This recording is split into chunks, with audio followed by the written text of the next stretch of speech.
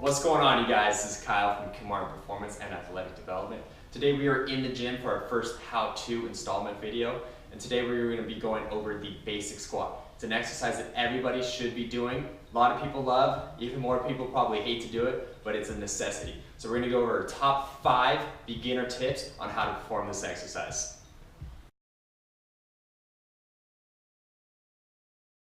Alright guys, so step number 1 and the most important place that we want to start off with is our body posture at the beginning of the exercise. So when we're starting our squat off, we want to start with our feet about hip to shoulder width apart. Typically we find people are strongest at hip width apart, but that totally depends on your personal biomechanics. If you need to go a little bit wider because you got bad knees or some issues that you're working with, that's totally okay. But we want to start with about that hip width apart.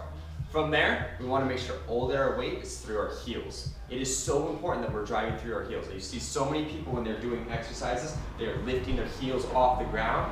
That's going to give us a ton of problems with the arch of our foot. It's going to cause us to drive forward, knee issues, ankle issues. It's not a good scenario. So make sure we're driving through our heels. Our chest is tall, creating a nice straight back, and we're allowing our butt to be loose and go back as we continue.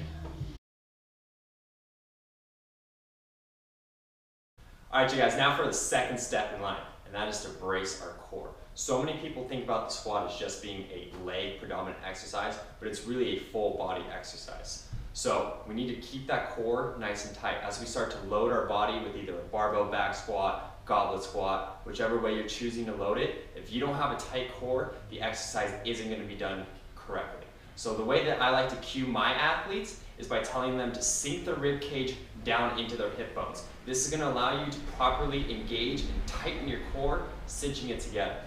And once we have that, we're now ready to start the exercise and head on to step number 3.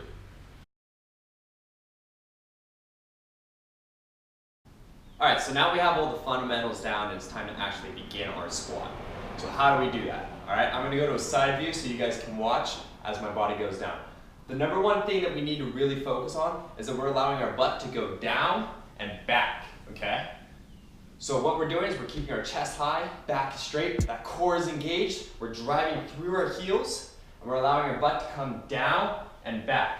Now look, a lot of people, when they do the squat, they only go down, they don't do the back. We want to think about sitting back into a chair, okay?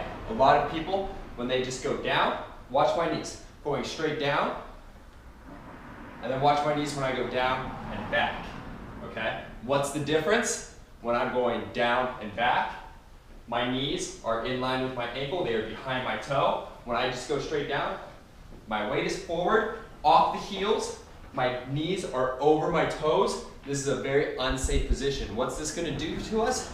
This is gonna give us knee issues, ankle issues. We're not gonna be as strong from this position. So really focus on as we're going down, the chest is high, back straight. We are going down and back into a chair. And then right back up, okay? When I perform the exercise, not holding on to any weight, I just have my hands in front of me just to help with balance. If you want them down by your side, weight out, whatever works best for you. All right, you guys, on to step 4. So now that we're learned how to properly position ourselves, how to properly brace our core, and how to properly perform the exercise safely, what's the next step? Our breath. It's amazing how many people actually literally forget to breathe when performing an exercise. You might think that I'm joking, but I'm not. It's a very serious thing. So what we need to focus on is learning how to breathe correctly as we perform the exercise. What that's going to allow us to do is as we draw deep breath, we're getting oxygen into our bloodstream, our muscles are going to be able to perform correctly, and it's going to help us out a lot. So what we do is as we go down, we keep that chest high so that our lungs can open. Inhale. And then exhale as we come up. So we're drawing the air into our body and then exhaling it as we come up. This is going to allow you to get a nice full breath and keep yourself oxygenated as you're performing your exercise. Alright, you guys, the 5th and final step, and that is how to incorporate this into your personal program. Alright, everybody starts at a different fitness level. Now that we have the key fundamentals down on how to perform a squat, let's work it into our program.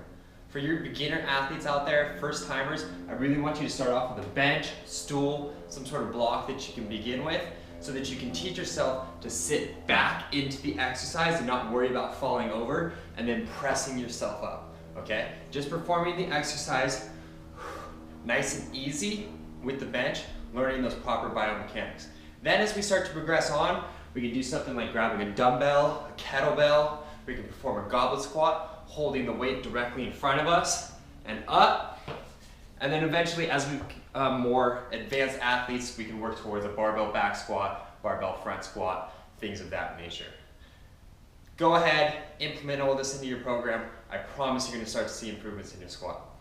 Alright you guys, thank you so much for tuning into this video. I hope it was really helpful for you and that you can now learn how to implement the squat into your own program. Maybe it won't be so scary for you to try now. Go ahead, give it a try. If you have any more questions, feel free to contact me.